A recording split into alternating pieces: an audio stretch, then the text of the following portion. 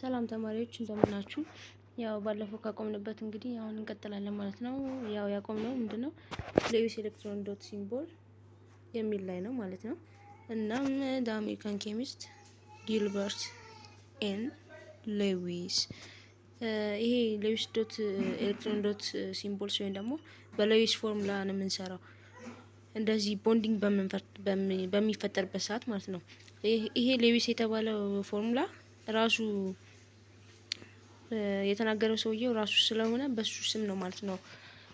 በጊልበርት ማለት ነው ሌዊስ በሱ ስም ነው የተሰየመው። from 1875 up to 1946 developed special sets of symbols for his theory. A Lewis symbol consists of a chemical symbol to represent the nucleus and core. ኒኩለስ ማለት ያው መሃል ላይ የምናገኛት ናት የምትከበበው ማለት ነው። ከኒኩለስ ጀምሮ ነው ሼል በምንስልበት ወይም ደግሞ በምንጽፍበት ሰዓት የምትገኘው ማለት ነው። ኤንድ ኮር ኦር ኢነር ሼል ኤሌክትሮንስ ኦፍ አን አተም። ኢነር ሼል ደግሞ ከአውተር ሼሉ ቀድሞ የሚመጣ ወይም ደግሞ ከባላንስ ሼሉ በፊት የሚመጣ ማለት ነው። together with dots placed around the symbol to represent the valence or outer shell electrons. ያው ቅድም እንደተናገርኩት ነው ቫላንስ ኤሌክትሮን ነው የሚቀመጠው ሁልጊዜም ከውጪ ሌዊስ ዶት ፎርሙላ ላይ ማለት ነው። for example the Lewis symbol for chlorine ለክሎሪን አሁን ክሎሪን ትላንትና ተናግሬያለሁ ከዚህ ቀደም በነበረው ክፍል ላይ ማለት ነው። ሌዊስ ተናግሬያለሁ። የክሎሪን ስንት ነው? 17 ነው። ስለዚህ ስንለው ማለት ነው። እሺ ስለዚህ ያው ካቆምንበት ስንቀጥል ምንድነው ክሎሪን ትናንትና ባየነው ከሆነ 17 ነው ነበሩ ቫለንስ ኤሌክትሮን አቶሚክ ነምበሩ ማለት ነው። ስለዚህ አቶሚክ ነምበሩ 17 ከሆነ አውተሩ 7 ነው ብለናል ትናንት ባስቀመጥ ነው ማለት ነው። እናንተ በኤንኤስፒ ፎርሙላ ሱት 287 ይሆናል። ስለዚህ አውተሩ ወይም ደግሞ ቫላንስ ኤሌክትሮኑ 7 ይሆናል። ስለዚህ በሌዊስ ዶት ፎርሙላ ጊዜ የምናስቀምጠው ማለት ነው ቫላንስ ኤሌክትሮን ብቻ የምንጠቀም ቦንዲንግ ለመፍጠር። ስለዚህ ቫላንስ ኤሌክትሮኑን ስናየው አሁን እዚህ ጋር ትናንትና ክሎሪን -1 ነው ብለን ነበር። ስለዚህ -1 ነው። እዚህ ጋር ምን ይለናል? ክሎሪንን ይኸው በዶት ፎርሙላ ስናስቀምጥ ስንት ኤሌክትሮኖች ከበውታል ማለት ነው? 7 ኤሌክትሮንስ ማለት ነው። በእንደሱ ፎርሙላ ለክሎሪን ለብቻው የምናስቀምጠው እንደ አተም በአተም መልክ እንቀጥል። A Lewis structure is a combination of Lewis symbols that represent either the transfer or the sharing of electrons in a chemical bond. ስለዚህ ሌዊስ ስትራክቸር ላይ ልክ ባለፈው እንዳለው ነው የምንጠቀመው። ሌዊስን በምን ጊዜ ነው? በትራንስፈር ወይም ደግሞ ሼሪንግ ነው። ትላንትና አይተናል ይሄንን የባለፈው ሴሽናችን ላይ ማለት ነው። አዮኒክ ቦንዲንግ እና ሼሪንግ ኦፍ ኤሌክትሮን ደግሞ ምንድነው? ኮቫለንት ቦንዲንግ። ስለዚህ ትራንስፈር ከሆነ አዮኒክ ይሆናል፣ ሼሪንግ ከሆነ ኮቫለንት ይሆናል። ስለዚህ በኮቫለንት እና በአዮኒክ ቦንዲንግ ኬሚካል ቦንዲንግ ጊዜ እንጠቀማለን ሌዊስ ስትራክቸር ፎርሙላን ማለት ነው። for example the formation of sodium chloride from sodium and chlorine atoms can represented as መጀመሪያ የሶዲየም ነው ከዛ የክሎሪን ነው። ሶዲየም ባለፈው እንዳየነው ነው +1 ነው። ክሎሪንም -1 ነው እንዳየነው ማለት ነው በባለፈው ሴሽን ላይ። ስለዚህ ሌዊስ ሲምቦል እንደዚህ ካስቀመጠን በኋላ አንድ ላይ ስናስቀምጥ ምን ይሆናል ማለት ነው? ሶዲየም ፕላስ ያው አንደኛው ይሰጣል አንደኛው ይቀበላል። አንዳንድ ኤሌክትሮን ነው የሚያስፈልጋቸው ሁለቱም ማለት ነው። በዚህ መልክ እንሄዳለን። አክቲቪቲ እንደተለመደው እየሰራችሁ እለፉ። እሺ ወደ ኔክስት ፔጅ እንሂድ። the formation of ionic bonds formation of ionic bonds ያው ionic bonds እንዴት ፎርም እናደርጋለን የሚለው ነው። you may be surprised to learn that the electron transfer process actually absorbs energy. So why does it occur? As you will see, the reason ionic substance exists at all is because of the enormous release of energy when the ions come together and form a solid ይለናል ማለት ነው። ያው ስለ አዮኒክ ኮምፓውንድስ ፕሮፐርቲ አለ እነዛን እያነበባችሁ ሂዱ ማለት ነው። Consider just the electron transfer process for the formation of lithium fluoride which involves 2 steps. ሊቲየም ፍሎራይድ ከማን ነው? ከሊቲየም እና ከፍሎሪን ነው ፎርም የተደረገው ማለት ነው ይሄ ኮምፓውንድ። ስለዚህ a gaseous lithium atom loses an electron መጀመሪያ ሊቲየም ምን ያደርጋል? ኤሌክትሮን ሉዝ ያደርጋል። ይሄ ምንድነው? ፖዚቲቭሊ ቻርጅ ስለሆነ ሜታል ስለሆነ ነው ማለት ነው። ሁለተኛው ስቴፕ ደግሞ ምንድነው? እዛ ጋር አዮናይዜሽን ኤነርጂ ይጻፋል፣ ችግር የለውም እሱ በኔቸር ያለው የሊቲየም ኤግዚስታንስ ነው። ሁለተኛው ደግሞ ምንድነው? ኤጋዚየስ ፍሎሪን አተም ጌንስ አን ኤሌክትሮን ሎስት ባይ ሊቲየም አተም። እሱ ደግሞ ኤሌክትሮን አፊኒቲ ይኖረዋል። ምክንያቱም አዮናይዜሽን ኤነርጂ ምን ያክል ኢነርጂ ያስፈልገዋል ያንን ኤሌክትሮን ለማስለቀቅ ከራሱ እንደማለት ነው። እና ኤሌክትሮን አፊኒቲ ማለት ደግሞ ወደ ራሱ ኤሌክትሮን ለመሳብ ምን ያክል ኢነርጂ ያስፈልገዋል። የሚያስፈልገው ኢነርጂ ኤሌክትሮን አፊኒቲ ይባላል ማለት ነው። ያኛውም እንደዛው የሚያስፈልገው ኢነርጂ አዮናይዜሽን ኤነርጂ ይባላል። ስለዚህ ፍሎሪንም አንድ ኤሌክትሮን ነው ሉዝ የሚያደርገው ልክ ባለፈው እንዳሳያችሁ በኤሌክትሮን ኮንፊግሬሽኑ መሰረት ማለት ነው። ኖት ዳት ዘ ቱ ስቴፕስ ኤሌክትሮን ትራንስፈር ፕሮሰስ ባይ ኢትሰልፍ ሪኳየርስ ኢነርጂ። ያው ኢነርጂው ተናግረናል፣ የሚያስፈልጋቸው ኢነርጂ ይኖራል። ስለዚህ አንድ ላይ ኮምባይን በምናደርግበት ሰዓት ሊቲየም ፕላስ ይሆናል፣ ፍሎሪን ማይነስ ይሆናል ማለት ነው። ኤሌክትሮን ይሄ የሚያስፈልጋቸው ኢነርጂ ደግሞ ምንድነው? እንደምራቸዋለን። አዮናይዜሽን ኤነርጂ ፕላስ ኤሌክትሮን አፊኒቲ ፕላስ 192 ኪሎ ጂ ይሆናል ማለት ነው፣ ኪሎ ጁል። The total energy needed for an information is greater than this because metallic lithium and diatomic fluorine must first be converted to separate gaseous atoms, which also requires energy. Despite this, the standard heat of formation ይሄኛውንም ከዚህ በፊት ተምረናል። ሂት ኦፍ ፎርሜሽን ይባላል። ይሄ ስታንዳርድ ሂት ኦፍ ፎርሜሽን ነው። ቦንዶችን ፎርም በምናደርግበት ሰዓት የምንጠቀምበት ሂት ኦፍ ፎርሜሽን ይባላል ማለት ነው። ሶሊድ ሊቲየም ፍሎራይድ ኢዝ ማይነስ 617 ኪሎ ጁል ፐር ሞል ይሆናል ማለት ነው። ዳት ኢዝ 617 ኪሎ ጁል ኢዝ ሪሊዝድ when 1 ሞል ኦፍ ሊቲየም ፍሎራይድ forms from its elements. That is, there must be some exothermic energy. ኤግዞተርሚክ ኢነርጂ ምንድን ነው? ያው ትንሽ ለማስታወስ ያክል አንድ ኢነርጂ ከኤንቫይሮንመንት ሪሊዝ በሚደረግበት ሰዓት አንድ ኤሌክትሮንም ሊሆን ይችላል። ያው በኬሚስትሪ አሁን በምንማርበት ሴሽን ላይ እየተጠቀምንበት ያለ ነው ኤሌክትሮን ነው ሪሊዝ እና አብዞርብ የምናደርገው። ስለዚህ ሪሊዝ ለማድረግ የምንጠቀምበት ኢነርጂ ኤግዞተርሚክ ኢነርጂ ይባላል ማለት ነው። ኮምፖነንት large enough to overcome the exothermic steps. These are when 1 mole of lithium and 1 mole of fluorine form 1 mole of lithium fluoride. ስለዚህ ይሄ ስቴፕ ይሆናል ማለት ነው። የሚያስፈልገው ሂት ኦፍ ፎርሜሽን ደግሞ ይሄ ነው፣ ወይም ደግሞ ኢንተልፊም ልንለው እንችላለን።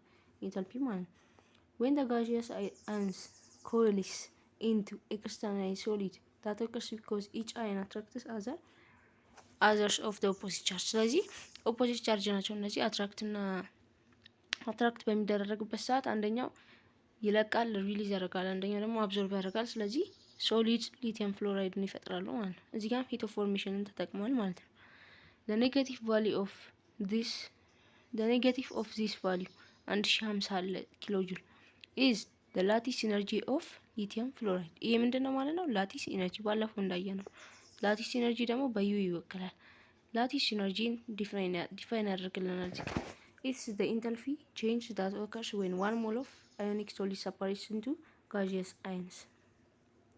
ስለዚህ አዮኒክ ሶሊዶች ይኖራሉ ወደ 1 ሞል ኦፍ ምንድነው? ወደ ጋዚየስ አይንስ፣ የተለያዩ ወደ ጋዚየስ አይንስ ሰፓሬት ለማድረግ የምንጠቀምበት ኢነርጂ ምንድነው? ላቲስ ኢነርጂ ይባላል ማለት ነው። It indicates the strength of ionic interactions which influence melting point, hardness, solubility and other properties. ስለዚህ ይሄኛው ኢንፍሉዌንስ ያደርጋል፣ ተጽዕኖ ያሳድራል። ሜልቲንግ የተለያዩ ፕሮፐርቲዎች ቢኖሩ ማለት ነው። እነዚህ ለምሳሌ የመቅለጥ ነው ሜልቲንግ ፖይንት፣ ሃርድነስ የጥንካሬያቸው፣ ሶሉቢሊቲ እንደዛው የመቅለጥ ኤንድ የማሟማት ማለት ነው። ሶሉቢሊቲ ቅርታ ኤንድ አዘር ፕሮፐርቲስ። ወደ ኔክስት ፔጅ እንሂድና ላቲስ ኤነርጂስ ፍሮም ዘ ቦር ሃበር ሳይክል። ቦር ሃበር ሳይክል የሚባለው አዮናይዜሽን ኤነርጂን፣ ኤሌክትሮ አፊኒቲን እና ላቲስ ኤነርጂን የሚጠቀም ፕሮሰስ ነው። So we need to know the lattice energy of solid lithium fluoride. Finding the lattice energy of an ionic solid by experiment is difficult ነው ይለናል። አዮኒክ ሶሊድን ልክ በአዮኒክ ሶሊድ ነው ላቲስ ኤነርጂን የምንፈልገው። ላቲስ ኤነርጂን ካላገኘን ያው ወደ ጋዚየስ ሰፓሬት ማድረግ አንችልም ማለት ነው። ስለዚህ ዲፊካልት ነው ይለናል። however the quantity can be found by indirectly using the Bohr-Haber cycle. ቦር ሃበር ሳይክልን ከተጠቀምን ግን ዳይሬክትሊ መፈለግ እንችላለን በቀላል መንገድ ማለት ነው። the reasoning is based on Hess's law. Hess's law ነው ሪዝኒንጉን የሚሰጠን ማለት ነው። which states that an overall reaction's enthalpy change is the sum of the enthalpy changes for the individual reactions that make it up. ስለዚህ ኢንተልፊ ቼንጆች አሉ እያዳዳቸው በየሪአክሽኑ መካከል ሂት እንጠቀማለን። ስለዚህ እነዚህ ኢንተልፊ ቼንጅ ይባላሉ። የእነሱን ቶታል ነው የምንወስደው ማለት ነው። ያው እዚህ ጋር ልክ እንደምናየው ማለት ነው ኤች ቶታሉ H1 plus H2 plus H3 change in H3 ማለት ነው ኢንተልፊ ይላቸው ደስ consider the Bohr-Haber cycle for the formation of sodium chloride የሶዲየም ክሎራይድ ነው ለምሳሌ እዚህ ጋር እንደ ኤግዛምፕል ማየት እንችላለን we think that solid sodium chloride can be formed from the elements by two different routes as shown in figure 2.1 ያው ፊገር 2.1 ላይ እንደምናየው ምንድነው የሚላል ያው እዚህ ጋር አስቀምጦልናል በትክክል ያው ስቴፖቹን ተጠቅመን በቦር ሃበር ሳይክል ሶዲየም ክሎራይድን እንዴት ፎርም እናደርጋለን ነው። ያው ላቲስ ኢነርጂ አለ፣ ሂት ኦፍ ፎርሜሽን አለ፣ ኤሌክትሮን አፊኒቲ አለ። እዚህ ጋር በደንብ በዝርዝር ስላልጻፈው ነው እንጂ ሁሉንም ነገር ይጠቀማል ማለት ነው። ስለዚህ in one row sodium chloride is formed directly from sodium and half chlorine ሂት ኦፍ ፎርሜሽን ደግሞ የተጠቀመው -411 ኪሎጆል ሞል ኢንቨርስ ፐር ሞል ማለት ነው።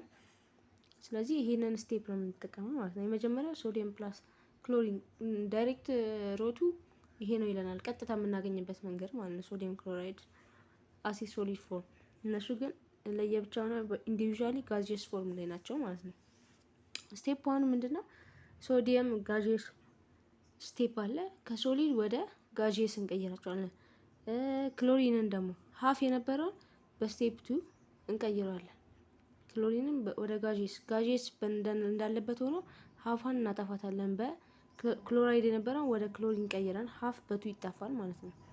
ስቴፕ 3 ላይ ደግሞ ያው ሀፍ አለች እዚህ ጋር በቱ ይጣፋል ማለት ነው እንዳልነው ነው።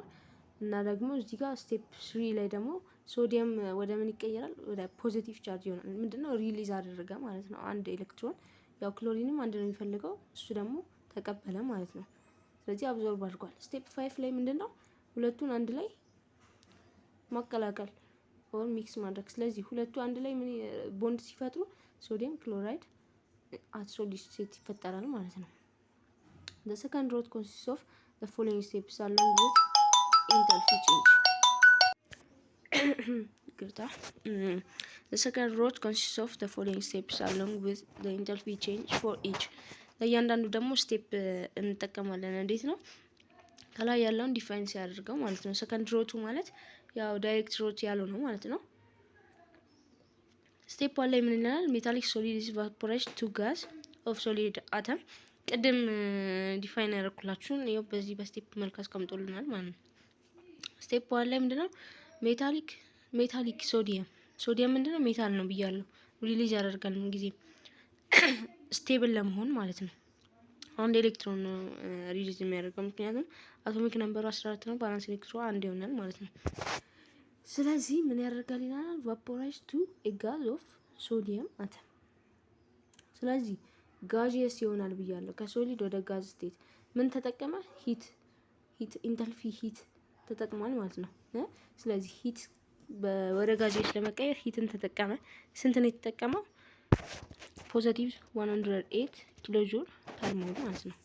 ኦር ደግሞ ሞል ኢንቨርስ ብለን መጠቀም እንችላለን። ስቴፕ 2 ደግሞ ክሎሪን ሞለኪውልስ አር ዲሶሺየትድ ቱ አተምስ። ቅድም እንደተናገርኩት ነው። ይሄ 1/2 በቱ አጣፍቶ ከክሎራይድ አተም ወደ ሁለት ክሎሪን አተሞች ነበረ ኮምባይን ያደረጉት ወይም ደግሞ ቦንድ የፈጠሩት ማለት ነው።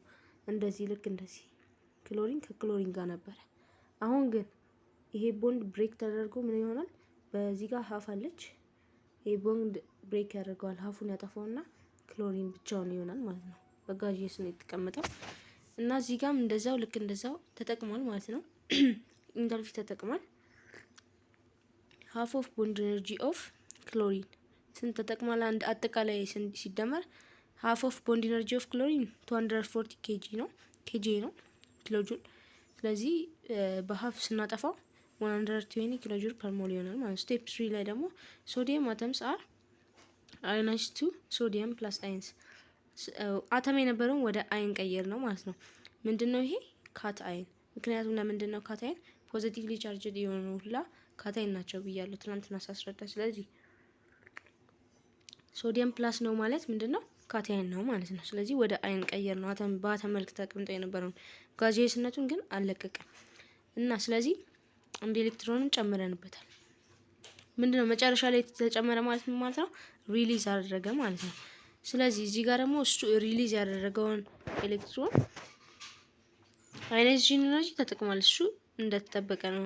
496 ኪሎ ጁል ፐር ሞል ነው። ፎርሜሽን ኦፍ ክሎራይድ አተምስ ደግሞ ስቴፕ 4 ክሎራይድ አይን ልክ እንደ ሶዲየም አተምስ አይን እንደፈጠረ ሁላ ይሄኛው ምንድነው? አናይን ፈጥሯል። አናይንም ኔጌቲቭሊ ቻርጅ ነው። ስለዚህ ሂትም የተጠቀመው ምንድነው? ኤሌክትሮ አፊኒቲ ነው። ኤሌክትሮ አፊኒቲ ምን ብያለሁ? ለመቀበል ወይም ደግሞ አብዞርብ ለማድረግ የምንጠቀምበት ኢነርጂ ነው። ስለዚህ ኤሌክትሮን አፊኒቲ -349 ተጠቅሟል ማለት ነው። ወደ ኔክስት ፔጅ እንለፍ። ኔክስት ፔጅ ላይ ስቴፕ 5 ነው። ስቴፕ 5 ላይ ፎርሜሽን ኦፍ ሶዲየም ክሎራይድ ፍሮም አይንስ። ስለዚህ ሶዲየም ክሎራይድን አናይን እና ካታይን አሉ። እነሱ ፎርም ያደርጋል ምንድነው? አዮኒክ ቦንዲንግ። አዮኒክ ቦንዲንግ ፎርሜሽኑን አይተናል በደንብ አድርገን። የተጠቀመው ምንድነው? ኢንታልፊዎች ተጠቅሟል። ሂት ኦፍ ፎርሜሽን ተጠቅሟል። እያንዳንዱን ነው እንትን የምንለው ቅድም እንዳሳየው ስቴፕ ስለሚመጣ ማለት ነው። ሂት ኦፍ ፎርሜሽን ይደመራል። ስለዚህ አሁን ቶታል ሂት ለማግኘት ኢንታልፊ ማለት ነው። ስለዚህ ዳይንስ ኦፍ ሶዲየም ኤንድ ክሎሪን ኮምባይን ቱ ጊቭ ሶሊድ ሶዲየም ክሎራይድ።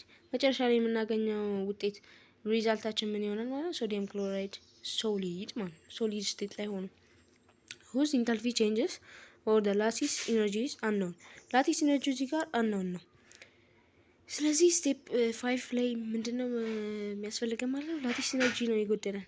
we know the enthalpy formation ኢንታልፊ ፎርሜሽኑን እናውቃለን ወይም ደግሞ ዳይሬክት ሮቱ ላይ የተጠቀምነው ማለት ነው። ዳይሬክት ሮቱ የመጀመሪያው ቅድም እንዳሳያችሁ ነው።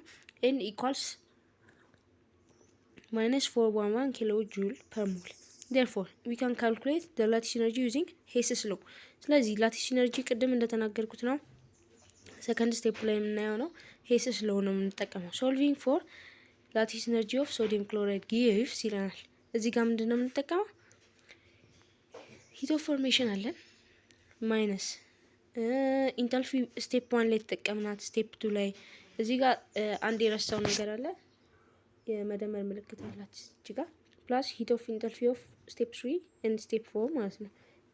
ስለዚህ አጠቃላይ እንደምራቸውና ከሂት ኦፍ ፎርሜሽኑ ጋር ቀናንሰን የምናገኘው መጨረሻ ላይ ምንድነው? 786 ኪሎ ጁል ፐር ሞል ማለት ነው። ስለዚህ ionic solids exist only because the lattice energy exceeds the energy required for the electron transfer ይሆናል። እዚህ ጋር ወደታች ስንቀጥል draw the Lewis electron-dot symbols for each atom። ያው ቅድም እንደተናገርኩት ነው። ይህንን ለመፈለግ የግዴታ ምን ያስፈልገናል? አቶሚክ ነምበራቸውን ካገኘን በኋላ እንችላለን ማለት ነው መፈለግ። ስለዚህ ይሄኛውም ቀላል ነው።